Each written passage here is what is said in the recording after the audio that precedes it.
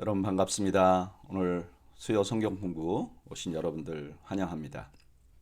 오늘은 민수기 7장에서 10장까지 말씀을 함께 묵상하고 공부하겠습니다. 우리 잠시 기도할까요? 하나님 아버지 은혜 감사합니다. 오늘도 저희들이 수요일 날 성경 공부를 하기 위해서 모였습니다. 하나님 저희들과 함께 해주시고 또한 저희가 말씀을 나눌 때 성령님께서 저희 모두에게 은혜를 더하여 주시옵소서. 감사합니다. 예수님의 이름으로 기도하옵나이다. 아멘. 네, 지난주에 이어서 이번 주에도 이제 수요 성경 공부 계속 진행하고 있고요. 특별히 오늘은 민수기 말씀 계속해서 진행하고 있습니다. 여러분 민수기가 광야에서 있었던 일들이라고 우리가 이미 함께 배웠고요. 사실 민수기 10장까지는 이스라엘 백성들을 계수하고 성결케 하고 그러니까 굉장히 좋은 분위기가 이어지고요. 그 다음에 민수기의 중간 부분은 타락하고 또 어려워지고 배신하고 이런 그 광야 생활의 어려움이 계속 나타나고요. 그 다음에 이제 마지막에 다시 하나님의 은혜로 새롭게 인구 계수를 하고 이런 과정을 지나갑니다. 그래서 오늘 7장부터 10장까지는 전반부에 어쩌면 전반부의 후반부 같은 내용이 진행이 됩니다. 우리 계속해서 말씀을 묵상하겠습니다. 7장 이제 7장은 이스라엘 백성들이 광야에서 드린 예물들에 관해서 나옵니다. 1절 모세가 장막을 세우기를 끝내고 그것에 기름을 발라 거룩히 구별하고 또 그 모든 기구와 제단과 그 모든 기물에 기름을 발라 거룩히 구별한 날에 이스라엘 지휘관들 곧 그들의 조상의 가문의 우두머리들이요 그 지파의 지휘관으로서 그 계수함을 받은 자의 감독된 자들이 헌물을 드렸으니 그 모세가 이제 장막을 다 세우고 나서 그 다음에 기름을 발라서 이거 거룩하게 만들었어요. 그러니까 이제 그 건축은 다 끝난 거예요. 이제 그때 특별히 이스라엘의 리더들이 헌금을 드린 거죠. 3절 그들이 여호와께 드린 헌물은 덮개 있는 수레 6대와 소 12마리니 지휘관 2사람의 수레가 하나씩이요 지휘관 1사람의 소가 1마리씩이라 그것들을 장막 앞에 드린지라 여호와께서 모세에게 말씀하여 이르시되 그것을 그들에게서 받아 레위인에게 주어 각기 직임대로 회막 봉사에 쓰이게 할지니라.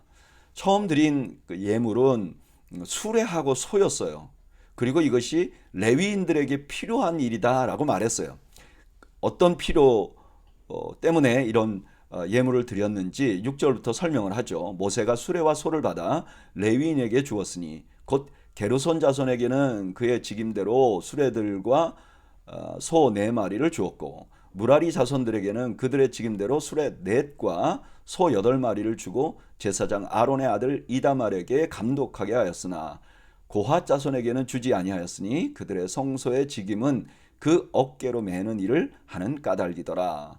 제단에 기름을 바르던 날에 지휘관들이 제단의 봉헌을 위하여 헌물을 가져다가 그 헌물을 제단 앞에 드리니라. 여호와께서 모세에게 이르시기를 지휘관들은 하루 한 사람씩 제단의 헌물을 드릴지니라 하셨더라. 아멘. 이 출애굽기 33장에 보면 성막을 다 건축하고 나서 헌물을 드린 적이 있어요. 아니 건축을 위해서 헌물을 드린 적이 있어요. 근데 이번에는 성막이 다 건축되고 나서 이제 봉헌할 때 헌물을 드립니다. 근데 그 첫째 드린 헌물의 목적은 분명해요. 뭐냐면은 이제 성막이 다 완성됐잖아요. 그런데 이 성막은 그냥 고정된 게 아니에요. 움직여야 돼요.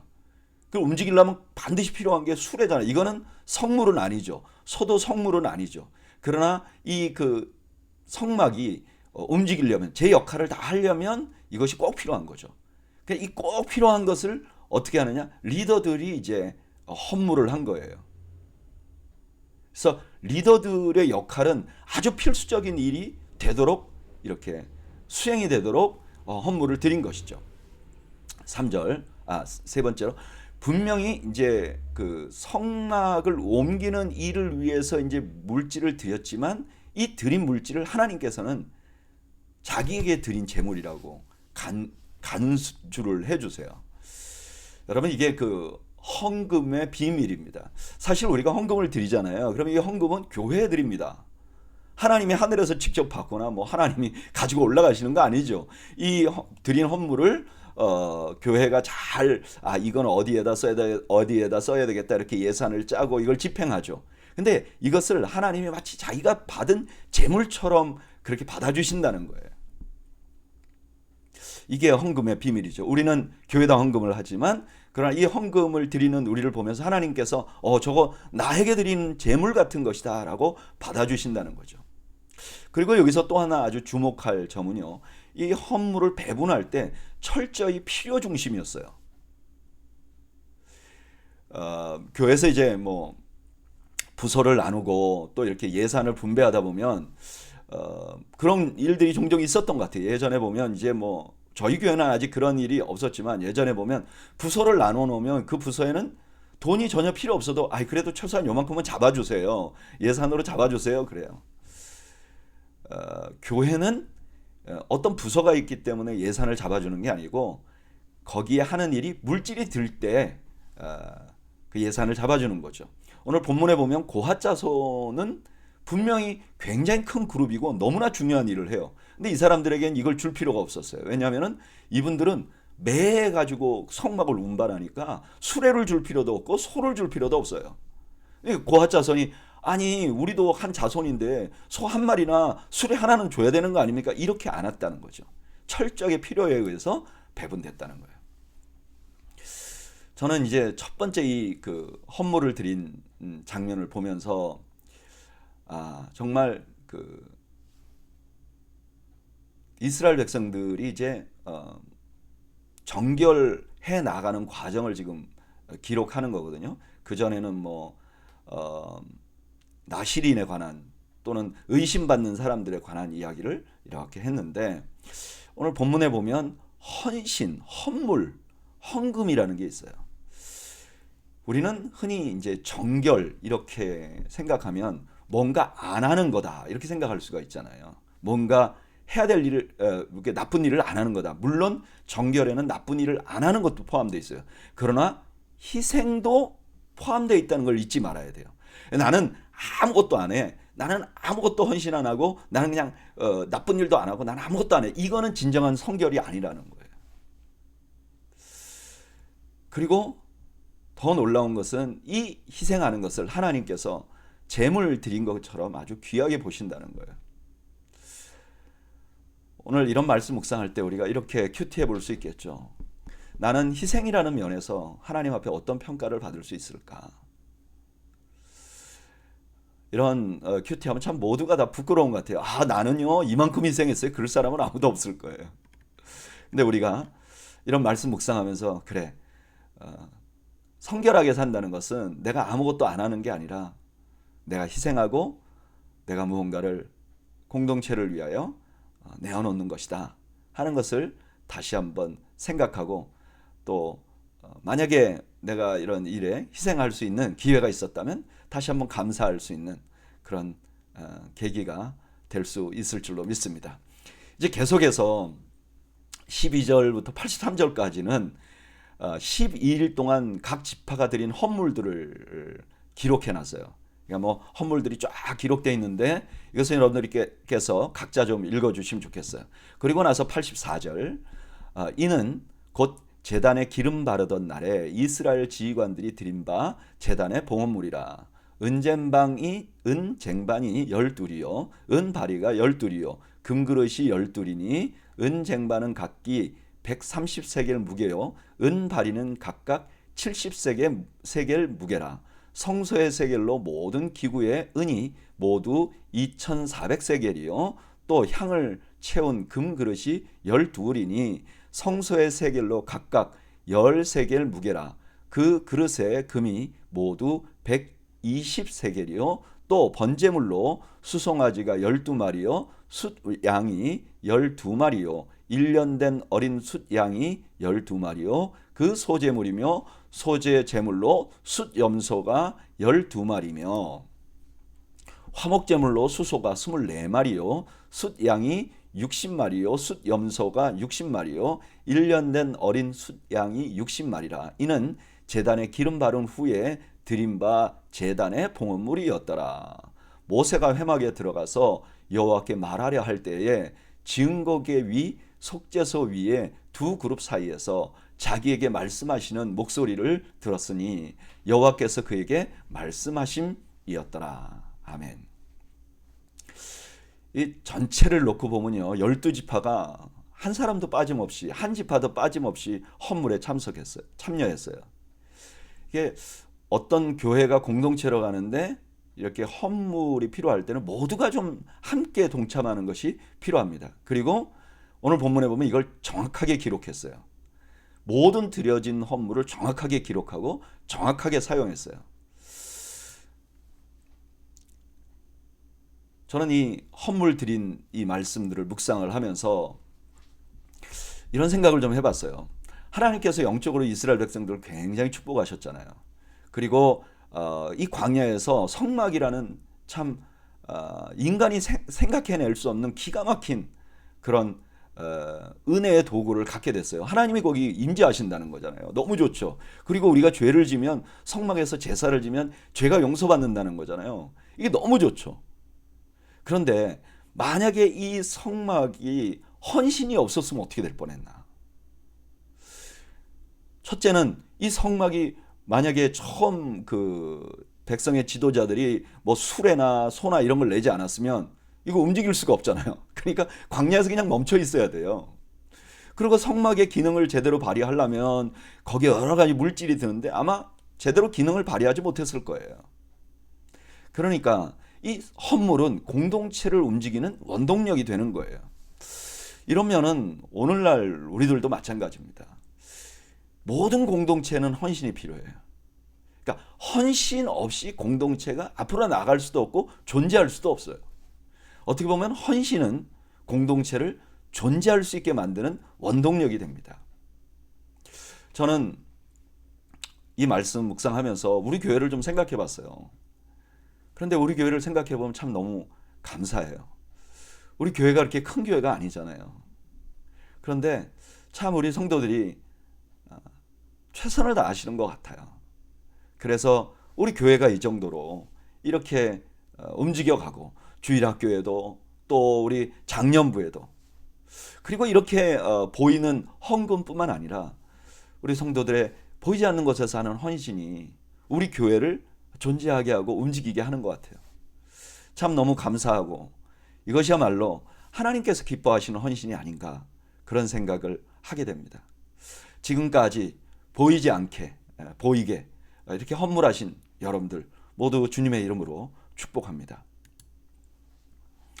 8장 여호와께서 또 모세에게 말씀하여 이르시되 어른들에게 말하여 이르라 등불을 켤 때에 7 등잔을 등대 앞에 비추게 할지니라 하시매 아론이 그리하여 등불을 등잔대 앞으로 비추도록 켰으니 여호와께서 모세에게 명령하신 것 같았더라.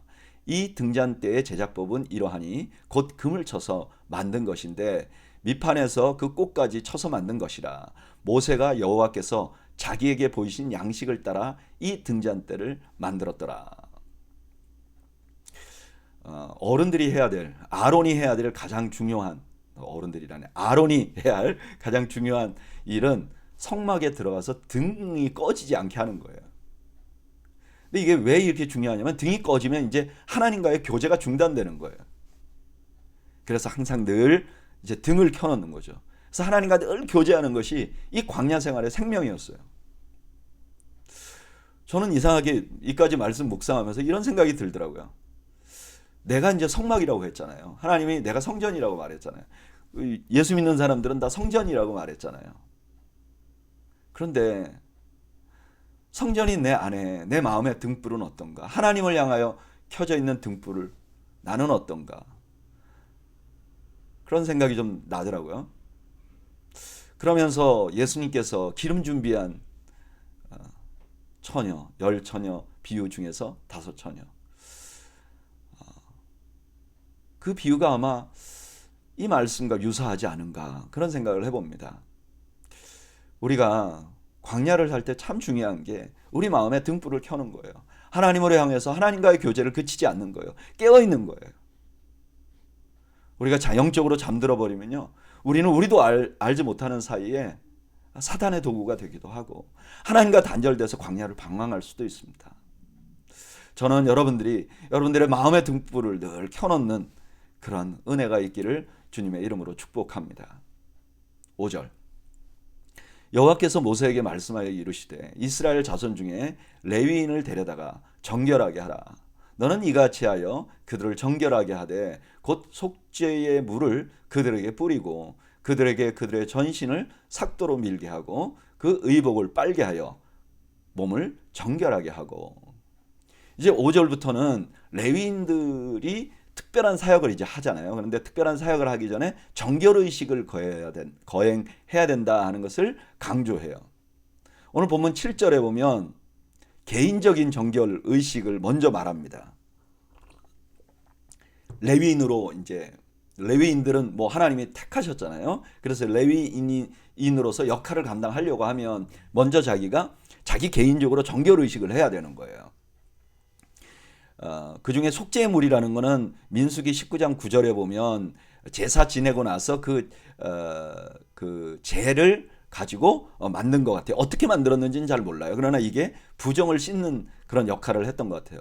어쨌든 그 레위인이 물을 뿌리고 전신을 삭도로 밀고 의복을 깨끗하게 하고 하는 개인적인 노력이 필요한 거죠. 정결을 위해서.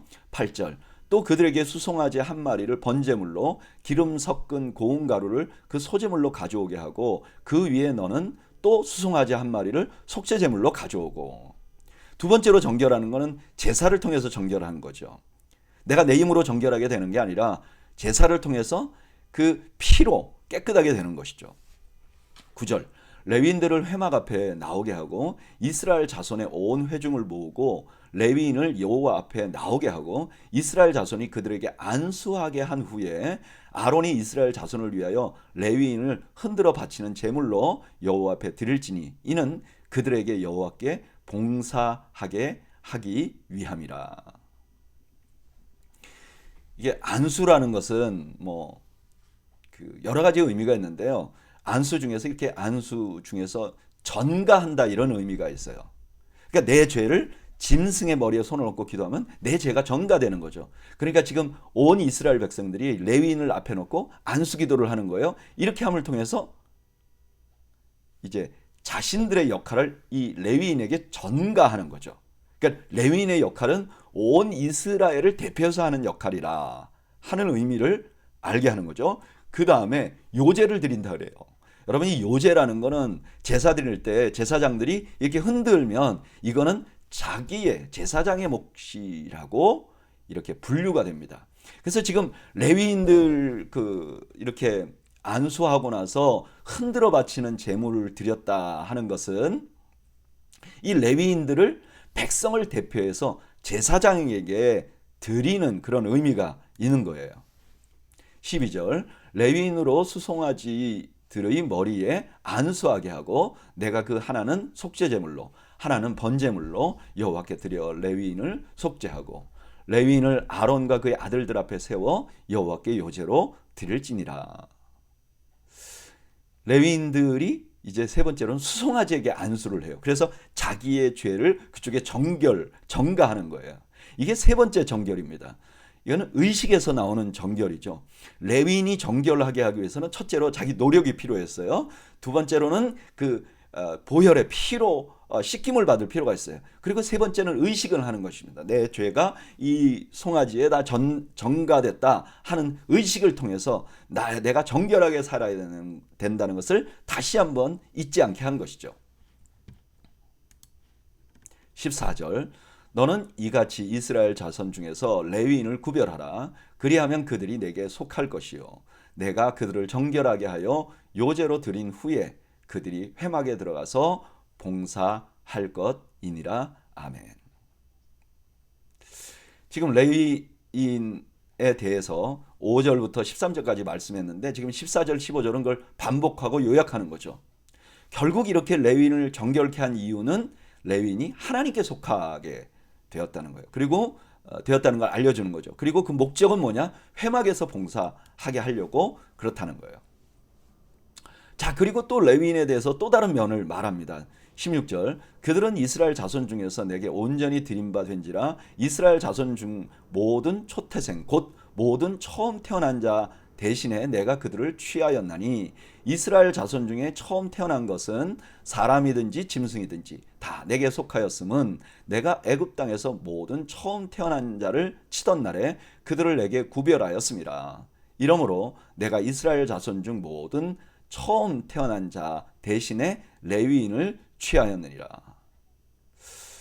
레위인이 왜 이렇게 하나님 앞에 구별될 수 있었는가? 이유는요, 레위인이 장자를 대신했다는 거예요. 근데 장자는 왜 장자를 대신해야 되느냐? 이스라엘 장자는 원래 애굽에서 출애굽할 때 그 애굽 땅에 있는 모든 장자를 죽일 때 이스라엘 장자들은 생명을 줬어요. 그러니까 이게 생명을 얻어서 이스라엘 장자는 다 하나님의 것인데, 이스라엘 각 가정의 장자 모두를 취하는 게 아니라 그 대신 레위인들을 취해서 레위인들이 이스라엘 전체를 대신해서 하나님을 섬기는 모습을 보여준다는 거예요. 그러면 이렇죠. 이스라엘 백성들 입장에서는 레위인들이 섬기는 걸 보면서, 아이, 저들은 레위인이니까 저렇게 섬기고 우리는 아니니까 안 해. 이게 아니죠. 아, 레위인들이 하는 저 일이 우리가 해야 되는데, 내가 저렇게 거룩하게 살아야 되고, 내가 저렇게 성막을 위해서 성막을 봉사하면서 하나님을 섬기는 삶을 살아야 되는데, 나는 그렇게 안 하고 오늘 농사 일을 하고 양을 치고 한다. 그러나 내가 이런 일을 할지라도 저 레위인들처럼 나는 거룩한 일을 해야 될 사람이고, 또 내 자신이 그런 사람이라는 걸 잊지 않게 만들어주는 것이죠. 19절, 내가 이스라엘 자손 중에 레위인을 취하여 그들을 아론과 그의 아들들에게 주어 그들로 회막에서 이스라엘 자손을 대신하여 봉사하게 하며 또 이스라엘 자손을 위하여 속죄하게 하였나니, 이는 이스라엘 자손이 성소에 가까이 할 때 그들 중에 재앙이 없게 하려 하였음이니라. 레위인은 이스라엘 백성을 대신해서 봉사했고요, 또한 이스라엘을 위해서 속죄하는 역할을 했다는 거죠. 20절, 모세와 아론과 이스라엘 자손의 온 회중이 여호와께서 레위인에 대하여 모세에게 명령하신 것을 다 따라 레위인에게 행하였을 때 곧 이스라엘 자손이 그와 같이 그들에게 행하였더라. 레위인이 이에 죄에서 스스로 깨끗하게 하고 그들의 옷을 빨며 아론이 그들을 여호와 앞에 요제로 드리고 그가 또 그들을 위하여 속죄하여 정결하게 한 후에 레위인이 회막에 들어가서 아론과 그의 아들들 앞에서 봉사하니라. 여호와께서 레위인의 일에 대하여 모세에게 명령하게 하신 것을 따라 그와 같이 그들에게 행하였더라. 아멘. 마지막으로 레위인은 하나님의 명령대로 세워졌고 하나님의 명령에 따라서 봉사하고 있다는 것을 말합니다. 23절, 여호와께서 또 모세에게 말씀하여 이르시되 레위인은 이같이 할지니 곧 25세 이상으로는 회막에 들어가서 복무하고 봉사할 것이요 50세부터는 그 일을 쉬어 봉사하지 아니할 것이나 그의 형제와 함께 회막에서 돕는 직무를 지킬 것이요 일하지 아니할 것이라. 너는 레위인의 직무에 대하여 이같이 할지니라. 아멘. 레위인의 직무를 다 말하고 나서 정년을 말하는 거예요. 25세 이상으로부터 이제 50세까지. 근데 그 사장에 보면, 민수기 4장에 보면 30세 이상을 계수했거든요.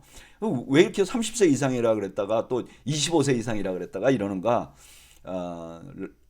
그 민수기 4장의 것은요, 이제 성막을 이동하기 위해서 계수한 거예요. 그리고 여기 25세라는 것은 그냥 다른 복무, 헌신돼서 자기 개인 일이 아니라 성막에 봉사하는 사람들의 나이를 말씀해 주신 것이죠. 오늘 본문 민수기 8장은요, 레위인들의 정결의식에 관한 말씀이에요. 레위인들은 스스로도 정결해야 되고 또 제사로도 정결해야 되고 또 의식으로도 정결해야 해요. 그래서 사람들에게 알려야 해요. 이것은 오늘 우리 그리스도인들에게도 너무 중요합니다. 우리는 이미 예수 그리스도로 정결하게 됐어요. 우리는 죄사함을 받았습니다. 그렇기 때문에 우리는 더욱더 정결하게 살아야 돼요. 더욱더 거룩하게 살려고 몸부림쳐야 돼요. 뿐만 아니라 우리가 올바로 살고 있다는 것을 보여줄 수 있는 의식들, 그러니까 연습들이 필요한 거예요. 습관들이 필요한 거예요. 여러분, 거룩이라는 것은 갑자기 어떤 죄가 다가왔는데 그걸 피하는 게 아닙니다. 매일매일 습관으로부터 오는 거예요. 저는 이런 말씀 묵상하면서 나는 나를 정결하게 하기 위해서 어떤 습관을 갖고 있는가? 나는 내가 거룩하게 살기 위해서 어떤 습관을 가지고 있는가? 우리 자신을 돌아보는 귀한 은혜가 있기를 주님의 이름으로 축복합니다. 저는 개인적으로 이 말씀 묵상하면서 저는 어떤 면에서 거룩한 삶을 사는 습관을 가지려고 하는가, 그런 것들을 돌아봤어요.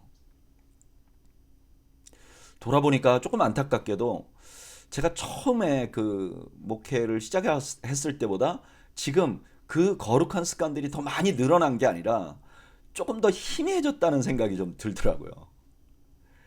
그 전에는 아주 선명했었는데 이제 좀 희미한 부분들이 많아졌다 하는 생각이 들어요. 그래서 이 말씀 묵상하면서 나 자신을 좀 돌아보게 됐고, 또 하나 이제 감사한 것은 그래도 계속해서 큐티를 놓지 않고 이어왔다는 게 저한테는 너무 감사하더라고요. 그래서 어떤 날 내가 부족함을 발견한다든가, 저도 실수할 수도 있죠. 잘못할 수도 있고. 그러면 그 다음날 하나님 말씀 묵상하면 다시 회복할 수 있는 이런 은혜를 그동안 힘입고 살았던 것 같아요. 그래서 이 말씀 묵상하면서 이 큐티를 좀 더 분명하게 해야 되겠다. 더 계속해서 이어나가야 되겠다. 그리고 내가 가지고 있었던 거룩한 습관들을 조금 더 분명하게 할 필요가 있겠구나 하는 생각을 하게 됐습니다. 저는 여러분들에게도 이런 말씀 묵상하면서 우리가 신앙생활하는데 나 자신을 한번 다잡을 수 있는 그런 기회가 되기를 주님의 이름으로 축복합니다. 이제 9장 말씀으로 갑니다. 여기에는 유월절에 관한 말씀이 나와요. 이제 이스라엘 백성들이 출애굽할 때 유월절을 한번 경험을 했잖아요. 이미.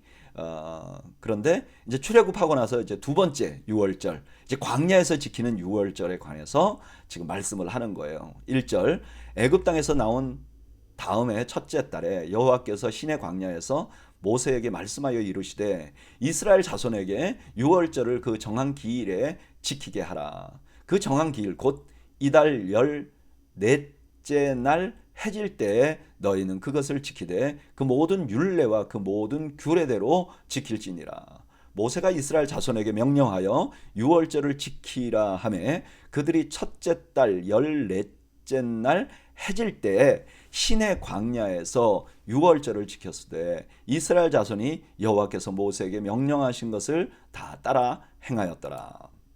그때에 사람들의 시체로 말미암아 부정하게 되어서 유월절을 지킬 수 없는 사람들이 있었는데 그들이 그날에 모세와 아론 앞에 이르러 그에게 이르되 우리가 사람의 시체로 말미암아 부정하게 되었거니와 우리를 금지하여 이스라엘 자손과 함께 정한 기일에 여호와께 헌물을 드리지 못하게 하심은 어찌함이니까. 모세가 그들에게 이르되 기다리라.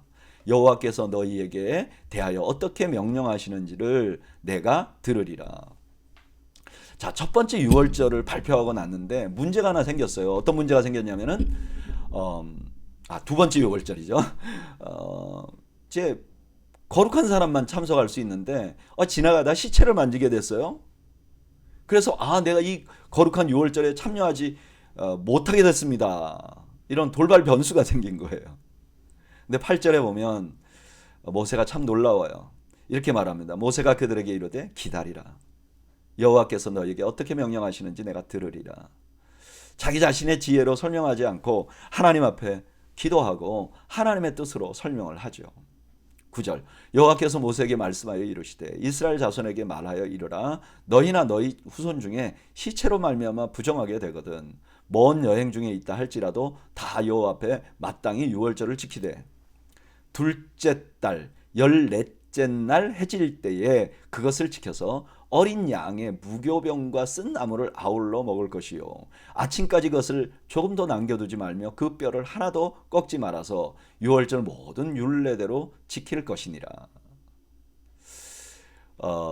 무슨 말인지 알겠죠? 한 달 후에 하라는 거예요. 13절, 그러나 사람이 정결하기도 하고 여행 중에 있지 아니하면서 유월절을 지키지 아니하는 자는 그 백성 중에서 끊어지리니 이런 사람은 그 정한 기일에 여호와께 헌물을 드리지 아니하였은즉 그의 죄를 담당할지며 만일 타국인이 너희 중에 거류하여 여호와 앞에 유월절을 지키고자 하면 유월절 율례대로 그 규례를 따라서 행할지니 거류민에게나 본토인에게나 그 율례는 동일하니라.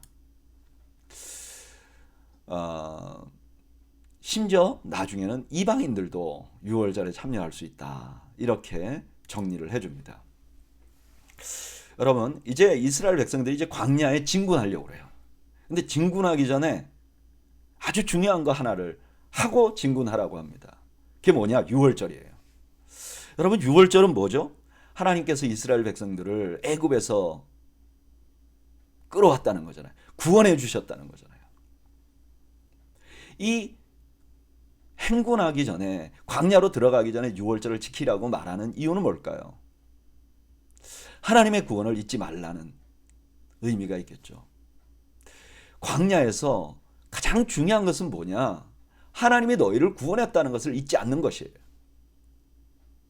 이것을 잊어버리면 광야에서 견딜 수가 없는 거예요. 여러분, 광야라는 곳은 쉽지 않은 곳이잖아요. 어려운 곳이잖아요. 물도 없는 곳이고 뜨겁고 말이죠. 그런데 그 광야를 살아내려면 너무 중요한 게 뭐냐? 하나님의 구원, 하나님께서 나를 구원해 주셨다는 걸 잊지 않는 거예요. 이것은 오늘 사는 인생도 마찬가지인 것 같습니다. 많은 분들이 우리의 인생 여정을 광야라 그러죠. 왜 그렇게 말씀할까요? 우리 인생도 쉽지 않은 것이죠. 어떤 데는 기쁜 일도 있고 좋은 일도 있지만 많은 경우 고난이죠. 이런 고난 가득한 세상에서 우리가 믿음을 유지하면서 살아가고 또 내가 낙심하지 않으려면 어떻게 해야 되는가? 하나님의 구원을 잊지 않는 것이죠. 하나님이 나를 구원해 주셨다는 걸 잊지 않는 것이죠. 오늘 신약적인 개념으로 말하면 십자가를 잊지 않는 것이죠. 그래야 광야를 견딜 수 있는 것입니다. 저는 우리가 매주일 예배 나오는 이유도 이것이라고 믿습니다.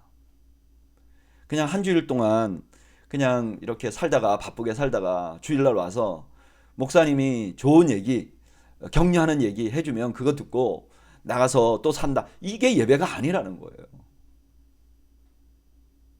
이 광야 생활이 너무 힘들기 때문에 주일날 와서 하나님이 우리를 구원하셨습니다. 십자가만이 소망입니다. 하는 말씀을 듣고 이걸 잊지 않아야 이 광야 생활을 이겨나갈 수 있다는 거예요. 저는 우리 교회가 그런 교회가 되기를 바랍니다. 광야같이 어려운 세상을 사는 우리 성도들이 주일날로 와서 하나님의 말씀, 하나님이 우리를 구원했다는 말씀 듣고 그 하나님 때문에 소망을 얻는 매주일 그런 역사가 일어나는 교회가 되기를 소망합니다. 그리고 우리 오늘 예배에 나오신 여러분들이 주일날 하나님 구원의 은혜의 소식을 듣고 매주일 다시 한번 힘을 내서 이 광야 생활을 승리하시는 여러분들이 되시기를 주님의 이름으로 축원합니다. 15절 성막을 해온 날에 구름이 성막 곧 증거의 성막을 덮었고 저녁이 되면 성막 위에 불 모양 같은 것이 나타나서 아침까지 이르렀을 때 항상 그리하여 낮에는 구름이 그것을 덮었고 밤이면 불 모양이 있었는데 우리가 잘 아는 성막 위에 구름 기둥과 불 기둥. 오늘 본문에는 불 모양 같은 것이라고 말하는데 출애굽기 40장 38절에 보면 밤에는 불이라고 말합니다. 그러니까 아마 불이었던 것 같아요.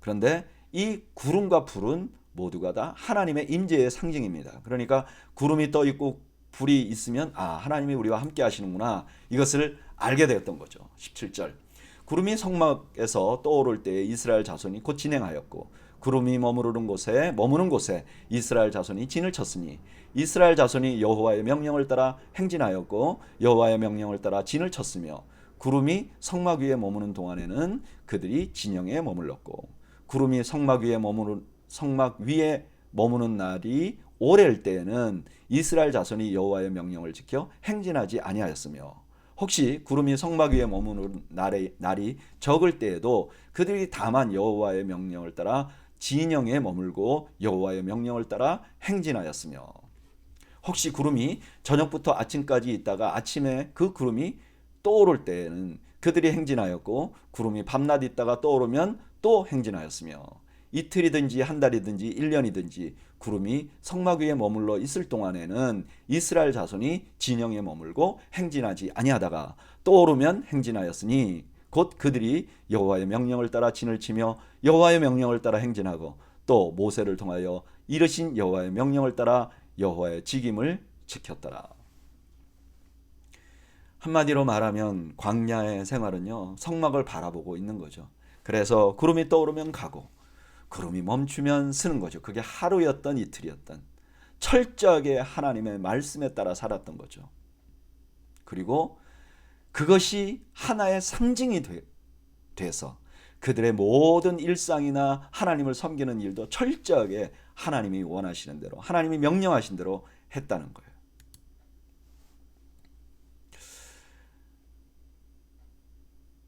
이 모습을 요한은요, 예수님에게서 찾습니다.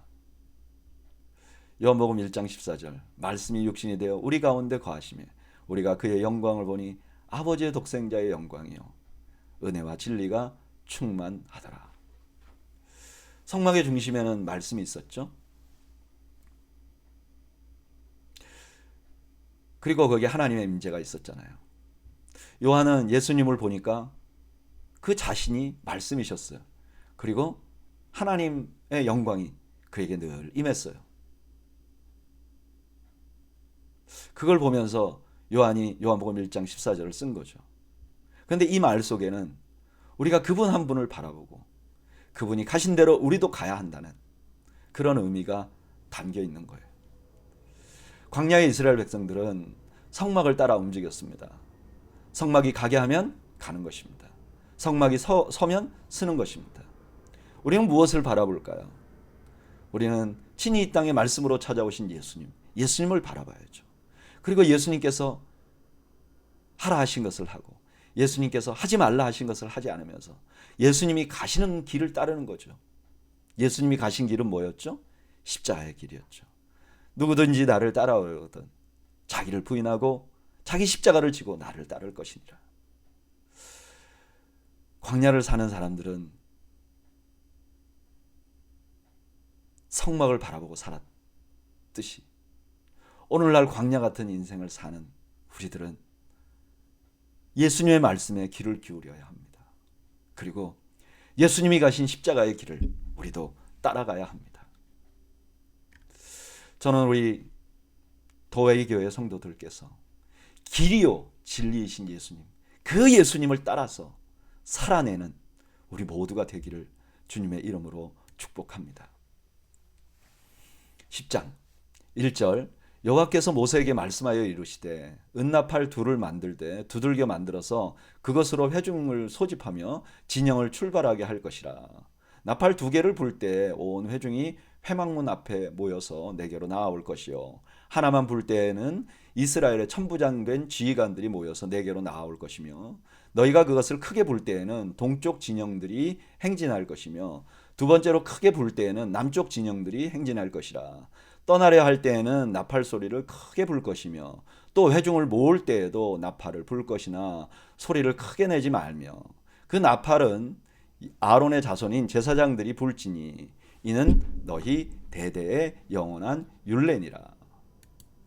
또 너희 땅에서 너희가 자기를 압박하는 대적을 치러 나갈 때 나팔을 크게 불지니 그리하면 너희 하나님 여호와가 너희를 기억하고 너희를 너희의 대적에게서 구원하시리라. 또 너희의 희락의 날과 너희가 정한 절기와 초하루에는 번제물을 드리고 화목제물을 드리며 나팔을 불라. 그로 말미암아 너희의 하나님이 너희를 기억하시리라. 나는 너희의 하나님 여호와이니라. 아멘. 또 하나의 행진의 그 안내 수단은 나팔이었습니다. 이 나팔은 누가 불었는가? 제사장들이 불었습니다. 그래서 집합하고 떠나고 있을 때 이 그 나팔을 사용하도록 했습니다. 이것은 굉장히 그 이해가 되는 것 같아요. 왜냐하면은 뭐 이렇게 바쁘게 일하다 보면 성막에 떠오르는 구름을 못 볼 수도 있잖아요. 뭐 농사 짓는다든지 아니면 집안에서 일을 하다. 근데 장막 안에 있으면 보이지도 않고요. 근데 나팔 소리가 들리면 다 이제 그 알게 되잖아요. 그래서 아 나팔 소리를 듣고 같이 가라. 이건 이해가 되는 것 같아요. 근데 9절부터는 더 놀라운 말씀이 있어요. 그 나팔을 불 때 가만히 보세요. 누구도 듣겠다 그러냐면 하나님도 듣겠다 그래요. 그래서 어려울 때 나팔을 불면 대적에게서 구원하겠다. 너희 축제 시간에 나팔을 불면 내가 그것을 기억하겠다. 저는 이 말씀을 들으면서 우리가 인생을 살아가면서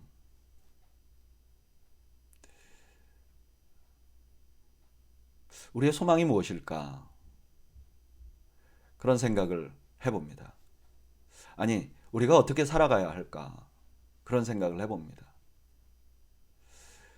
우리가 이 광야 같은 세상을 살면서 꼭 잊지 말아야 될 것은 우리 귀를 나팔 소리에 기울여야 한다는 거죠. 하나님의 명령의 소리에 기울여야 된다는 것이죠. 예전에 어떤 책에서 이런 얘기를 하는 것을 봤습니다. 하나님 우리에게 나팔로 계속 말씀하신대요. 근데 우리가 잘 듣지 않는다고 합니다.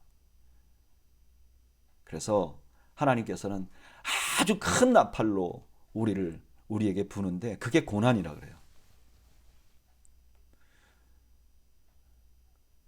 고난이 오면 그 하나님의 나팔 소리라고. 그래서 하나님의 명령에 더 귀를 기울이라고.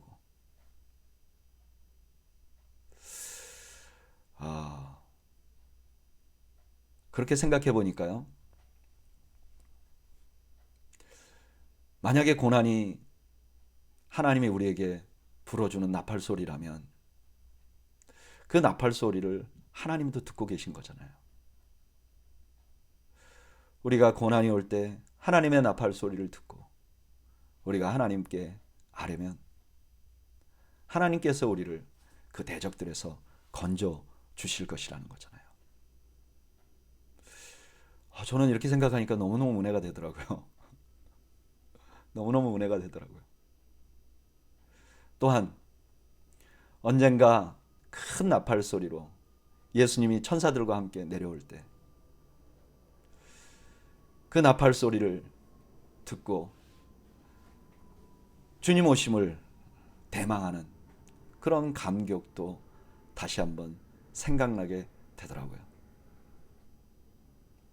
사랑하는 여러분, 저는 우리 모두가 주님 오시는 그날, 만약에 우리가 이 땅에서 주님의 재림을 맞게 되면 우리 모두에게 이 나팔 소리가 기쁨의 나팔 소리가 되는 은혜가 있기를 주님의 이름으로 축복합니다.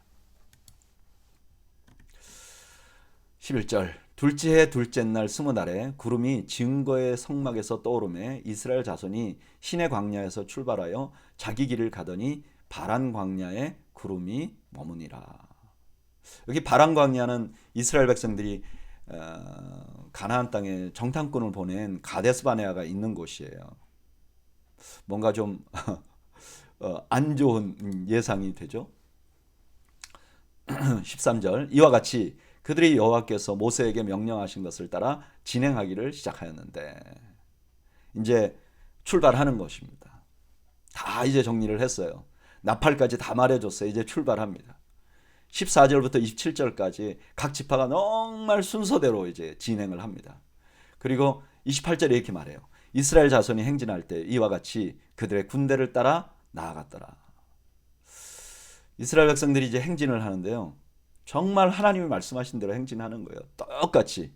그리고 질서정연하게 행진을 하는 것입니다. 이렇게 행진하는 그런 아마 시작 무렵이었겠죠. 29절에 또 하나의 일이 일어납니다.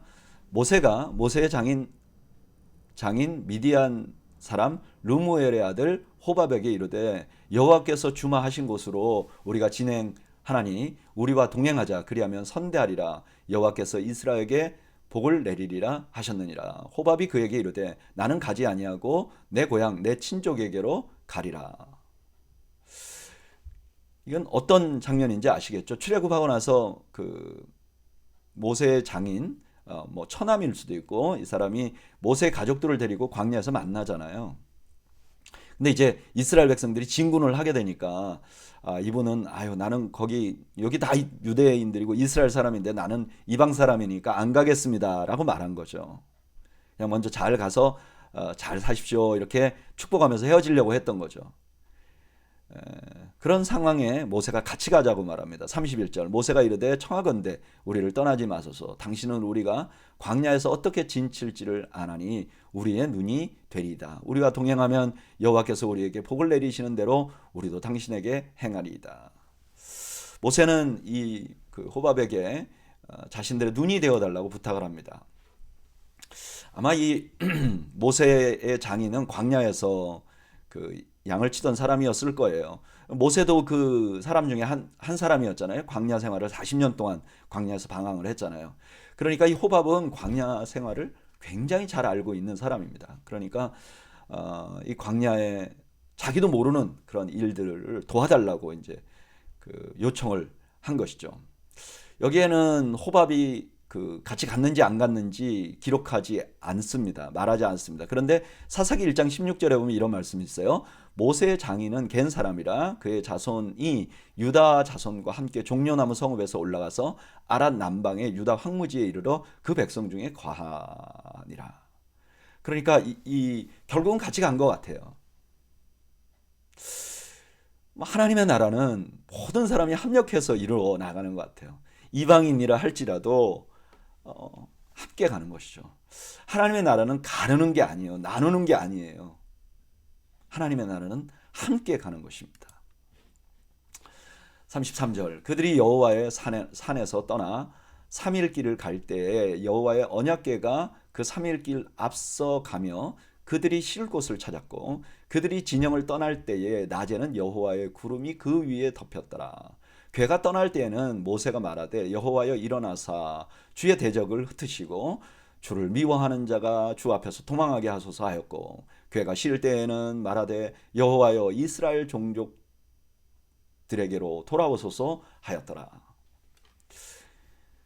오늘 본문에 아주 또 중요한 말씀을 하나 하십니다. 실제로 이동하잖아요. 우리가 그 전에 성막에 구름이 올라가면 이제 진행하고 구름이 내리면 서 있다고 그러잖아요. 그러니까 이제 사실 성막을 보고 있는 것이죠. 근데 진행할 때는 어때요? 성막이 없잖아요. 성막을 다 분해하잖아요. 그럼 진행할 때는 뭘 보고 가느냐? 언약궤를 보고 가는 거예요. 언약궤를 보고 가는 거예요. 그리고 이 언약궤가 뭘 했느냐? 가보니까 쉴 곳을 찾았어요.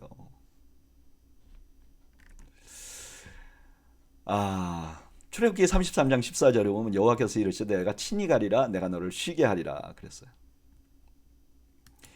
이 말씀이 왜 중요하냐? 저는 이 말씀 묵상하다가 마태복음 11장 28절이 확 풀리더라고요.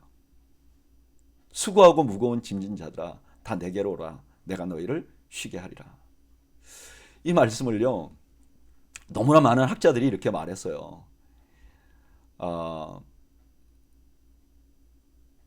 이 땅에 이제 그 수고라기보다는 이제 그 유대인들이 많은 그 율법을 만들었잖아요. 율법 외에 뭐 이런 법률을 만들었어요. 600가지 이상의 규칙을 만들었어요.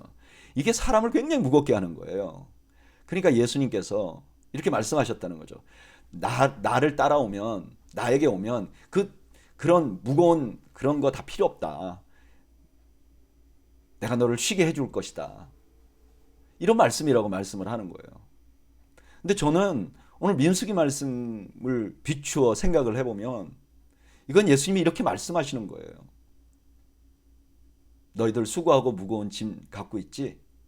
내가 너희를 쉬게 할 것이야. 뭐죠? 내가 하나님이야.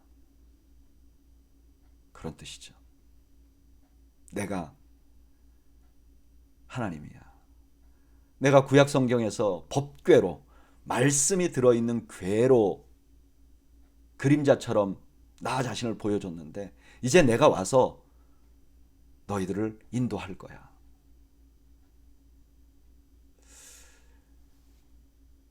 아마 이것을 보고 요한이 예수님을 말씀이라고 하지 않았을까? 아, 그래. 우리 예수님이 그 광야의 법궤구나. 말씀이시로구나. 이렇게 생각하지 않았을까 하는 생각이 듭니다. 결국 성막의 핵심은 말씀이었어요. 그리고 이 말씀은 말씀이 육신이 되어 오신 예수님의 예표였어요. 그래서 우리는 예수님 사신대로 살면 됩니다.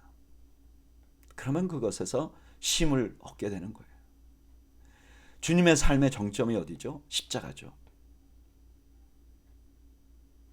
그래서 이렇게 찬양하는 거죠. 십자가 그늘 아래 나 쉬기 원하네. 우리가 십자가 아래 있을 때만이 참 쉼을 얻는 것이죠. 여러분, 광야는 십자가를 따라가는 길입니다. 광야는 십자가를 바라보는 길입니다. 광야는 십자가 그늘 아래서 쉼을 누리는 길입니다. 저는 저와 여러분들이 우리의 살아가는 이 광야 같은 세상에서 십자가를 바라보는 여러분들이 되시기를 바랍니다. 제가 목회를 하면서 여러분들을 이렇게 만나보면요, 자기 인생 쉽다고 말하는 사람은 한 명도 없었던 것 같아요. 우리 모두는 각자의 아픔이 있고 각자의 고통이 있습니다. 어떻게 해야 될까요? 답은 십자가를 바라보는 것입니다. 우리를 위하여 십자가에 죽으신 예수님을 바라보는 것입니다. 그 예수님이 하신 말씀에 귀를 기울이는 것입니다. 이것만이 소망입니다. 저는 오늘 수요 성경 공부 나오신 여러분들이 이 십자가를 바라보는 저와 여러분들이 되시기를 주님의 이름으로 축복합니다. 기도하겠습니다. 하나님, 오늘 저희가 민수기 말씀을 통해서 우리가 이 광야 같은 세상에서 무엇을 바라보고 살아야 하는지를 다시 한번 생각해 봅니다. 주님, 오직 살아계신 주님만을 바라보게 하시고 예수 그리스도의 십자가만 바라볼 수 있는 저희 모두가 될 수 있도록 은혜를 베풀어 주시옵소서. 예수님의 이름으로 기도하옵나이다. 아멘. 여러분 감사합니다. 오늘 저녁에 여러분들의 가정에 주님께서 주시는 평강이 넘치시기를 주님의 이름으로 축복합니다. 감사합니다.